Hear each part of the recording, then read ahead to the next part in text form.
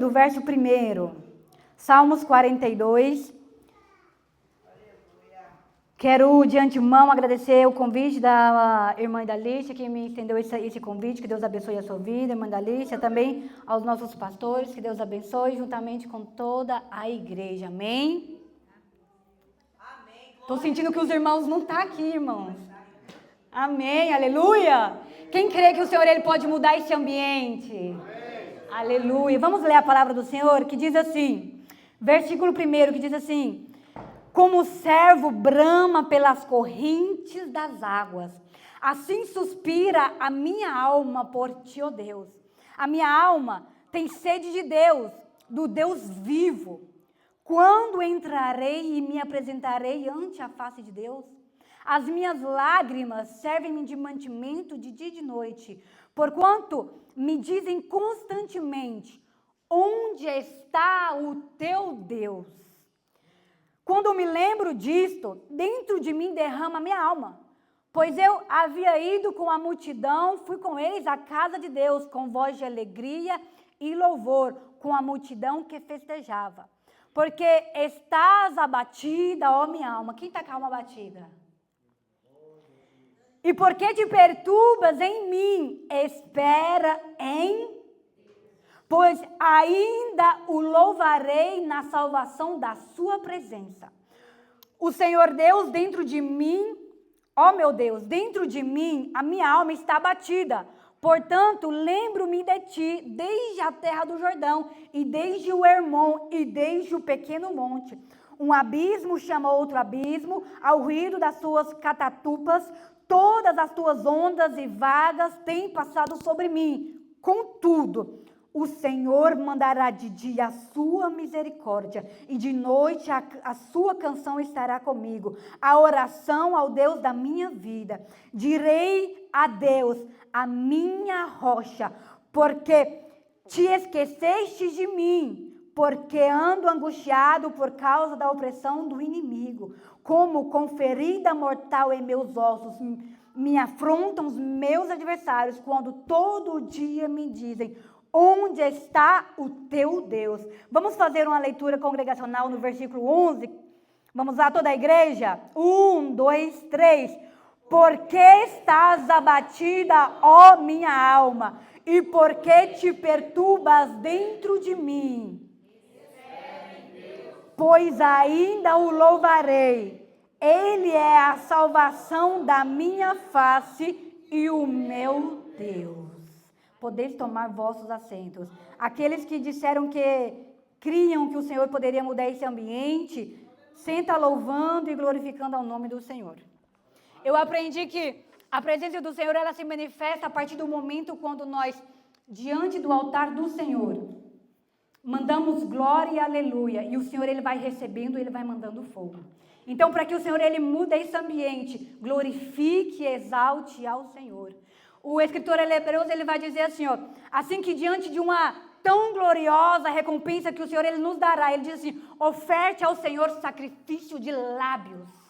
Quando nós entendemos aquilo que o Senhor ele já conquistou por nós naquela cruz, os nossos lábios regozijam no Senhor. Quando nossos pés pisam aqui neste lugar, nós entendemos que não viemos aqui para estar somente olhando. Aqui não é lugar de observar, aqui é casa de oração, aqui é lugar e casa de adoração. Quando os meus pés pisam aqui dentro, o meu coração ele entende que os meus lábios têm que glorificar aquele que se faz presente neste lugar.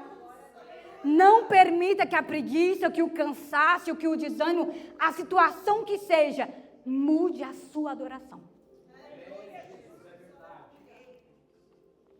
Quando nós observamos os salmos, e todos os salmos, ele é uma expressão do coração e da alma, do íntimo, do mais profundo de todos os salmistas. A palavra do Senhor, todo o salmo, ele é composto por 150 salmos. Mais ou menos 73 salmos foram escritos e inspirados por Davi. Outros 12 salmos foram escritos por os filhos de Corá.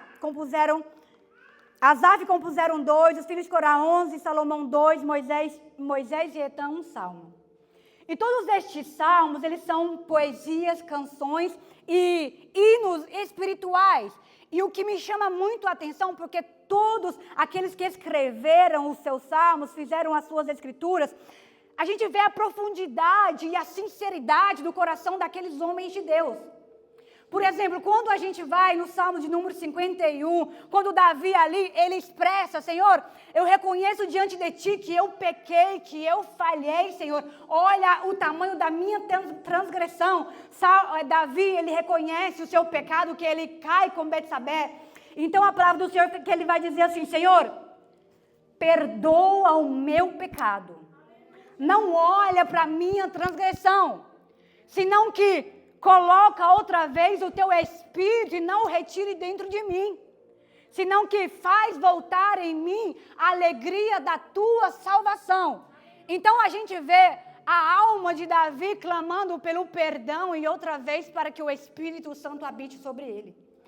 Quando nós também observamos os salmos, que por exemplo de número 46, quando vemos o salmista, ele expressar com mais sinceridade a sua confiança e a força que ele tem, que ele confia no Senhor. Aí o salmista vai dizer assim no Salmo 46, Deus, ele é o nosso refúgio e fortaleza, socorro bem presente na angústia.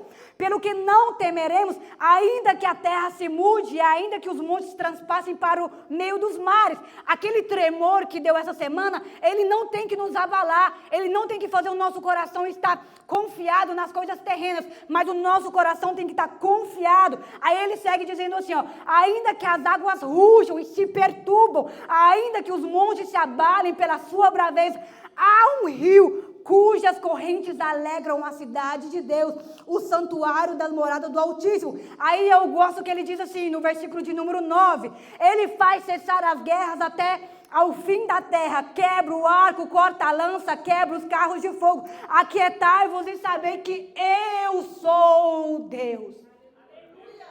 Então o salmista, ele expressa a sua confiança, a força, o poder que há no Deus da salvação dele. Então todos os salmos, ao observar, vemos que são canções, poemas e hinos que a alma de todos os salmistas almejava, gritava pela presença do Senhor.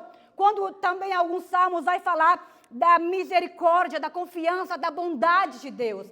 Quando nós observamos o salmo de número 42... vemos que não é diferente. O salmista em esse salmo, e toda vez que eu leio esse salmo, até o meu tom de voz parece que ele acompanha o clamor do salmista. Porque o salmista, ele começa comparando-se a ele mesmo como servo, que brama pelas águas correntes. E é interessante que quando nós aprofundamos e analisamos esse versículo mais profundo, existem dois motivos para que o servo ele brama pelas águas. E esse bramido dele, quando nós analisamos, ele não é um bramido como da vaca, mas ele é um bramido muito forte que se escuta a léguas. Em outras traduções vai dizer que é um grito. O servo, ele grita pelas correntes das águas. O primeiro motivo que ele brama é porque o servo ele é um animal de porte médio grande. Então, o seu corpo absorve muita água. E ele constantemente padece de sede. Constantemente ele necessita saciar-se de água para que ele continue a sua caminhada. Então, ele tem a capacidade de manter-se com a água e quando ela acaba, ele ainda vai caminhando. Mas chega no ápice da sua sede que ele já não suporta mais. Então, ele começa a bramar, ele começa a gritar, ele está sedento, esse bramido é um desejo fervente de dentro da alma dele. Quando você pesquisa, vai dizer que esse grito, ele sai de dentro das entranhas dele. Ele está sedento de águas, ele precisa achar águas, porque ele precisa se hidratar. E quando ele vai, o primeiro propósito é porque ele está sedento, ele precisa de águas. E ele vai ao encontro em busca de águas correntes. O segundo motivo que o servo ele brama, esse rugido tão alto, é porque na caminhada em busca das águas correntes, ele vai perdendo força. E se é na época do seu empareamento, do acasalamento, ele começa a suar. E o seu suor, ele coloca ele à vista e muito fácil, uma presa fácil aos seus predadores. Então, o cheiro do cervo vai, por onde ele passa, vai ficando. E os seus predadores, fica mais nítido que ele está por ali. Ele vai vendo que o cervo está por ali. Então, o cervo, ele necessita, não é de um copinho d'água. O cervo, por isso que o salmista vai dizer, ele suspira por águas correntes. O cervo, ele não quer um rego, ele não quer um poço, ele não quer água que dá nos joelhos, não quer água que dá na cintura. Ele quer águas profundas, porque ele precisa banhar. Ele tem duas necessidades, se hidratar e mergulhar. Porque quando ele mergulha, o seu odor, o seu cheiro fica embaixo. E ele pode seguir e continuar a sua caminhada. Aí no versículo 2, o salmista ele revela que ele está sedento pela presença de Deus. Ele diz, a minha alma tem sede de Deus, o Deus vivo. Aí Jesus, quando no capítulo 4 do Evangelho de João, quando ele encontra a mulher samaritana, ele vai dizer assim para aquela mulher, ela está em busca de quê? De água, em um poço. Aí Jesus olha para ela e fala assim, ó, todos aqueles que beberem desta água voltarão a ter sede. Aí ele diz assim, mas eu, porém, eu tenho uma água que todo aquele que beber dela jorrar-se-á uma fonte de dentro dele para a vida eterna. A nossa alma, assim como o servo, ela anela, ela está sedenta. Há um clamor dentro de nós fervente por necessidade do nosso Criador, da presença do Espírito Santo. O nosso ser, ele clama. Mas sabe qual que é o problema? A gente se faz surdo ao clamor da nossa alma. A gente se faz surdo ao clamor da nossa alma. A nossa alma tem clamado pela presença do Senhor.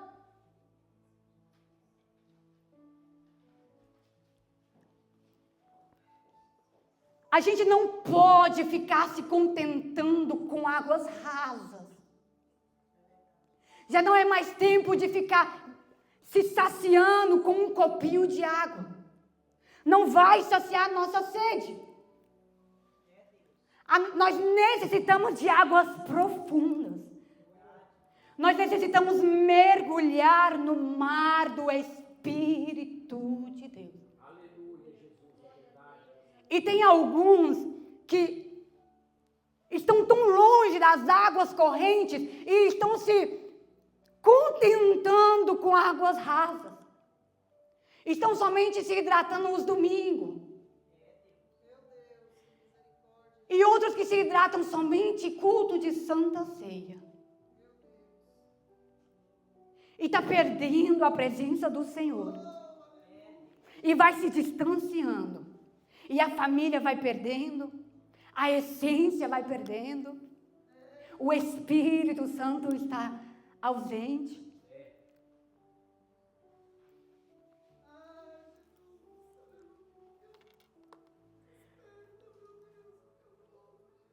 No versículo de número 3, ele diz: as minhas lágrimas servem-me de mantimento de dia e de noite. Porquanto me dizem constantemente, onde está o teu Deus? Eu quero ler o 4, mas eu quero ler em outra tradução que diz assim, o 4. Recordo-me dessas ocasiões e dentro de mim se me derrama a alma em profundo pranto, de como eu caminhava junto à multidão. Eu os conduzia em procissão rumo à casa de Deus, com cantos de júbilos e louvor entre a multidão que festejava. A gente está tão longe das correntes de águas que a gente já não tem mais prazer, a gente não quer mais fazer aquilo que a gente já fazia outrora. O salmista está dizendo assim, antes eu era um líder. Era eu quem liderava a procissão para as festas solenes de Israel. Eu era aquele que animava, eu era aquele que mandava mensagem cedo no grupo, bom dia, vamos orar, vamos louvar ao Senhor. Eu era aquele que era líder de louvor e que animava a igreja. Eu era aquela que era líder de irmãos, de obreiros. Eu era aquele que alegrava o povo de Deus. Ele diz, mas agora, os meus olhos, a minha vida, as minhas lágrimas é o que tem me alimentado. Porque ele está vazio das águas correntes. Ele está longe das correntes das águas. Ele diz, outrora, era eu que tomava frente. Mas conforme eu fui me distanciando, eu fui perdendo o prazer e o gozo de estar na casa de Deus. Eu fui perdendo a alegria da leitura da palavra. Eu fui perdendo a alegria da oração. Eu fui perdendo a alegria da comunhão. Hoje eu já não quero mais estar em comunhão. Eu quero só vir, sentar e antes que termine o culto eu já quero ir. Mas outrora eu era alguém que socializava, que tinha alegria em comungar com meus irmãos. Eu amo quando Pedro, ele diz assim, se em verdade vocês estão na luz como Cristo está na luz, tenham comunhão um com os outros. Isso é estar saciado, cheio da presença e estar abastecido com as águas do Espírito Santo. Isso é estar cheio da presença do Espírito Santo. Quanto mais nos distanciamos das águas, mais nos distanciamos da casa do Senhor. Mais nos distanciamos do corpo do Senhor. Mas enquanto eu meditava nessa palavra, o Senhor me dizia algo assim.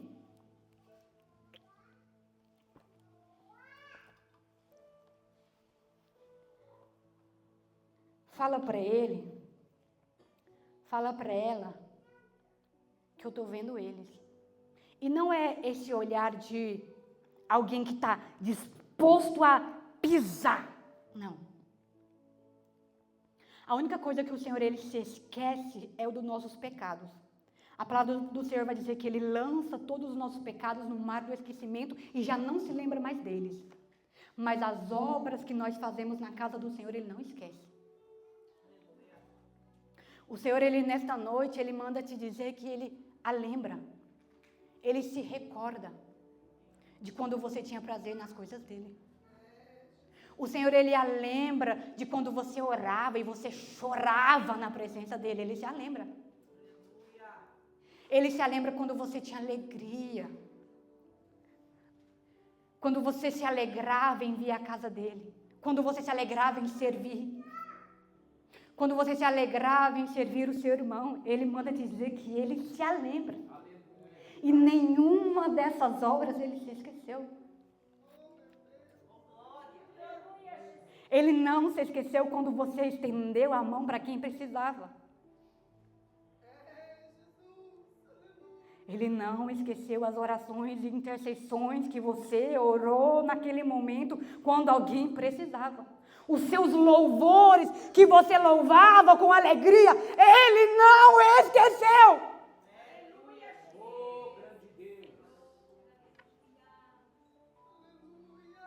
Quando você pregava, quando você ministrava, e havia alegria no seu coração, porque agora você deixa que as lágrimas sejam o seu alimento?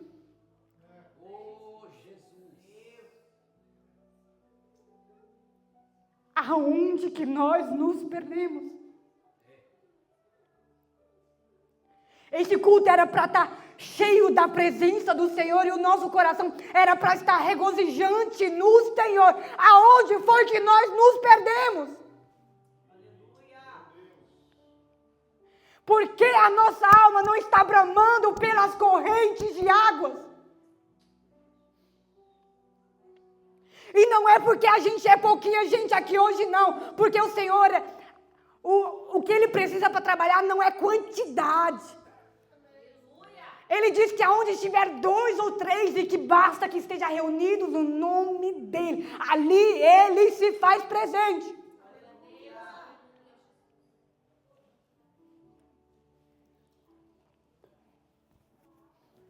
O Senhor, Ele não se esqueceu do amor e do serviço que você prestou em toda a sua caminhada. O versículo 5, ele diz assim, eu vou tentar concluir, já são quase as 9. Por que estás abatida, ó minha alma? Por que te perturbas em mim? Espera em Deus. Pois ainda o louvarei na salvação da sua presença. Ó Deus, dentro de mim a minha alma está abatida. Portanto, lembro-me de ti, desde a terra do Jordão, e desde o Hermon, e desde o pequeno monte. Um abismo chama outro abismo. Ao ruído das suas catatubas, todas as tuas ondas e vagas têm passado sobre mim. Contudo, o Senhor mandará de dia a sua misericórdia, e de noite a sua canção estará comigo. A oração ao Deus da minha vida. Direi a Deus, a minha roca, porque te esqueceste de mim? Porque ando angustiado por causa da opressão do inimigo. Como com ferida mortal em meus ossos me afrontam os meus adversários, quando todo dia me dizem, onde está o teu Deus?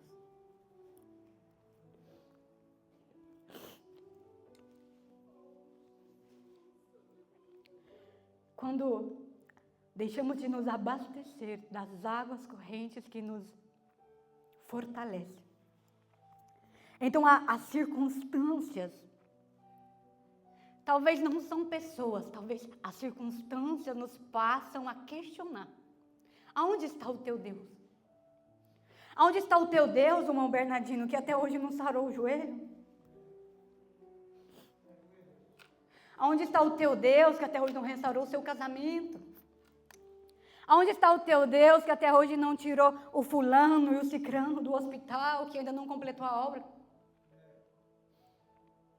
Então, questionamentos vão saindo, talvez até na nossa própria mente, a dúvida vai crescendo, onde está o nosso Deus? Porque antes, quando eu fazia as coisas para o Senhor, Ele trabalhava a meu favor, mas agora que as minhas lágrimas são meu alimento, agora já não vejo mais o mover do Senhor na minha vida. Onde está o teu Deus?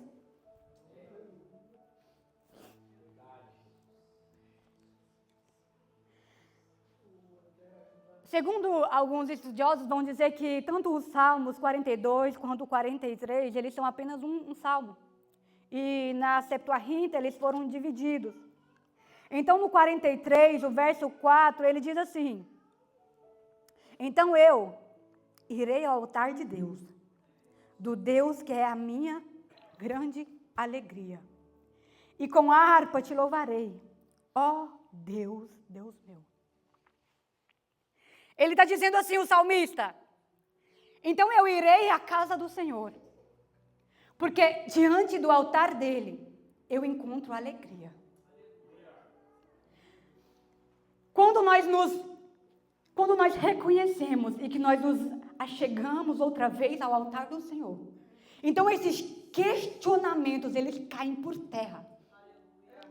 Porque quando o servo ele encontra as águas, ele se banha, ele se hidrata, ele continua a caminhada.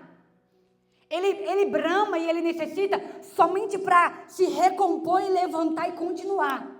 Mas os estudiosos também dizem que quando há um período de seca, que o servo ele não encontra as águas correntes, então ele encontra lírios. Estava escrito lírios do campo. Ele encontra lírios, mas na palavra do Senhor vai dizer lírio do vale. É o mesmo lírio, lírio do campo e lírio do vale. Sabe o que o servo faz? Quando ele não encontra as águas, ele vai passando o seu corpo no lírio.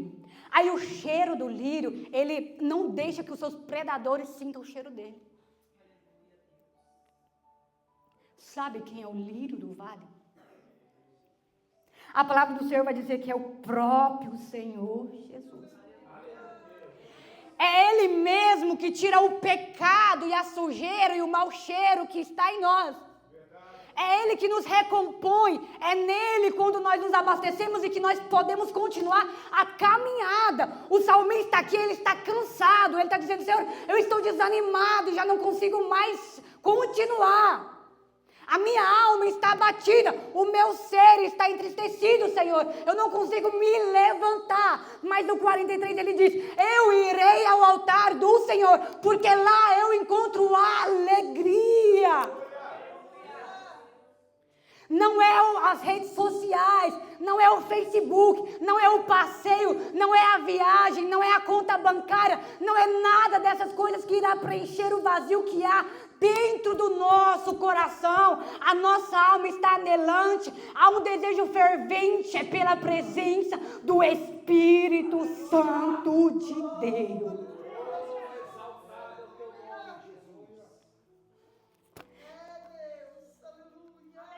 Que nesta noite o nosso espírito, ele seja consolado. Que o Espírito Santo te visite e te faça reconhecer o quão necessitado estou, o quão necessitado você está, de buscar e anelar e igual o cervo, bramar pelas águas correntes. Que esse clamor, ele saia de dentro das nossas entranhas, e que seja sincero, e que seja verdadeiro, e que a partir de hoje a gente entenda a nossa necessidade de se abastecer naquele que pode fazer jorrar água viva dentro de nós. Sabe por quê? Porque as coisas terrenas nos abastecem. Foi dito aqui, se não me engano, essa semana mesmo, foi dito assim, as coisas terrenas, elas também nos trazem saciez, elas também nos dão alegria.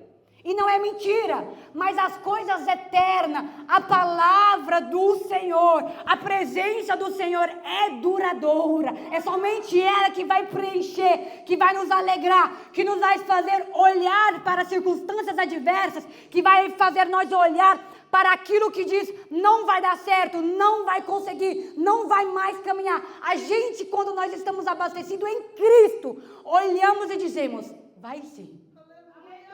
Porque em Cristo, aquele que nos fortalece, podemos todas as coisas.